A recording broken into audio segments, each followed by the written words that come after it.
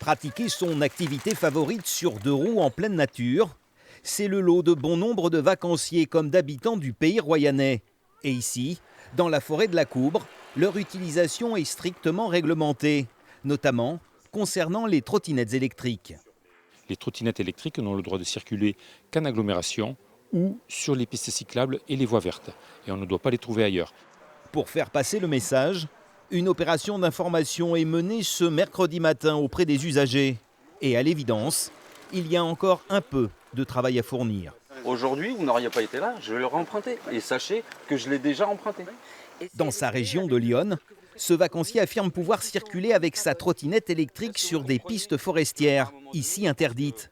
Pour lui, la réglementation n'est pas claire. Elle devrait être au moins affichée à l'entrée ou un peu espacée voilà, sur le chemin, qu'il y ait une information, que ça soit bien affiché. En attendant d'éventuels panneaux de signalisation, la préfecture de Charente-Maritime compte bien marteler le message et en appelle aussi aux professionnels du secteur. Cette opération de prévention, peut-être quelquefois de contrôle, est là pour rappeler les règles. Et moi, je souhaite aussi que les loueurs avec qui une charte a été signée puissent rappeler ce message. Ce loueur de deux roues électriques l'a bien compris. Il n'hésite pas à informer ses clients.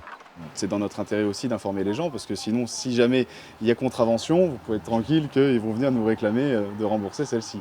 Mais encore une fois, on ne peut pas être derrière les vélos et derrière tout le monde. En cas d'infraction, le contrevenant s'expose à une amende de 22 €.